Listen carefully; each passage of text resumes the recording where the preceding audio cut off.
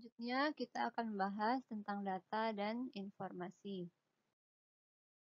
Sistem dan teknologi informasi telah mengubah bagaimana sebuah perusahaan menggunakan datanya. Pengelolaan data pelanggan pada maskapai penerbangan misalnya, keinginan orang-orang untuk melakukan travel perjalanan menggunakan pesawat terbang sangatlah pesat perkembangannya pada saat ini. Kunci dari perkembangan ini adalah dengan memberikan layanan yang efektif dan efisien kepada pelanggan melalui layanan web dan memotong jalur agen travel, sehingga dapat mengurangi harga tiket dan meningkatkan permintaan. Aktivitas ini tentu saja memanfaatkan data dan teknologi informasi. Secara spesifik, data merupakan hasil pengukuran objektif sebuah atribut berupa karakteristik pada entitas. Entitas ini seperti manusia, benda, kejadian, tempat, dan lain sebagainya. Data merupakan fakta atau observasi yang biasanya tentang fenomena fisik atau transaksi bisnis. Sebuah benda seperti meja dapat diukur dengan berbagai atribut, seperti jumlah kaki meja, jenis kayu meja, lebar meja, panjang meja, harga meja, dan lain sebagainya. Sebuah mobil juga dapat memberikan fakta. Fakta mengenai mobil dan karakteristik dari mobil tersebut merupakan data dari sebuah mobil, mulai dari merek mobil, warna mobil, nomor mesin, harga konsumsi bahan bakarnya, kecepatannya, dan masih banyak lagi.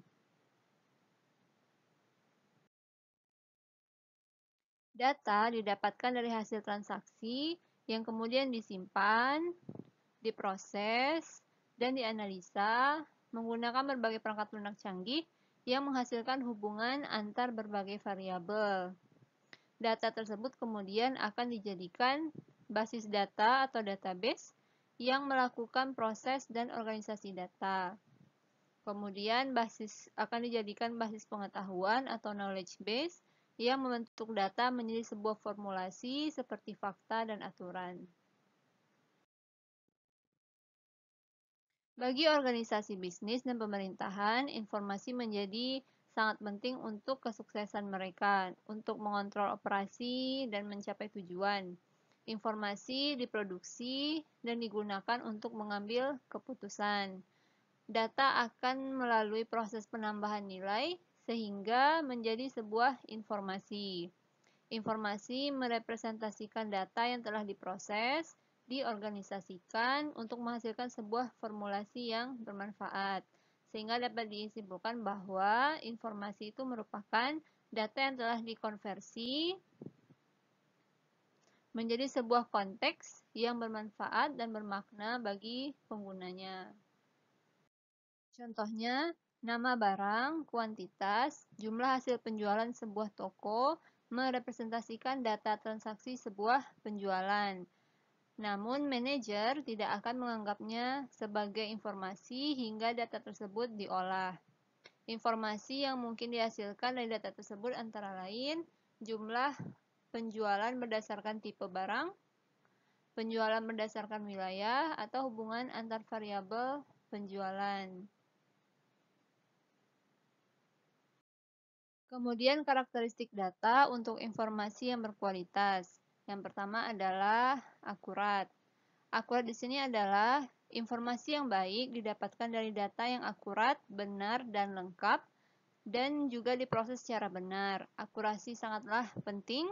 Jika sebuah sistem informasi mengelola data yang tidak akurat, maka akan dihasilkan informasi yang juga tidak akurat, yang kemudian akan berdampak buruk pada operasi perusahaan dan pengambilan keputusan yang salah.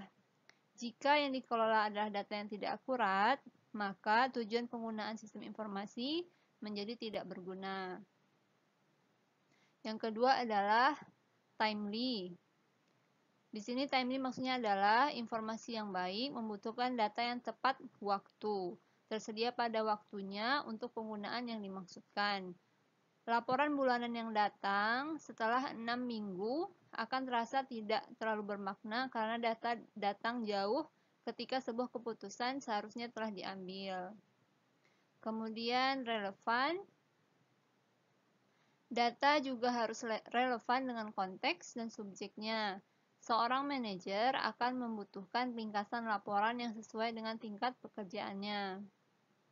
Kemudian just barely sufficient. Data harus mencukupi untuk keperluan yang dihasilkan. Dengan banyaknya jumlah data yang ada, maka salah satu keputusan yang penting yang harus diambil adalah memutuskan data mana yang harus dihindari atau yang tidak akan digunakan. Kemudian yang terakhir adalah worth its cost. Data tidaklah gratis, terdapat harga yang harus dibayarkan untuk membangun sebuah sistem informasi seperti biaya operasi, pemeliharaan sistem, hingga biaya untuk membaca data yang telah dihasilkan. Sehingga informasi yang dihasilkan haruslah sesuai dengan biaya yang telah dikeluarkan untuk menghasilkan informasi tersebut.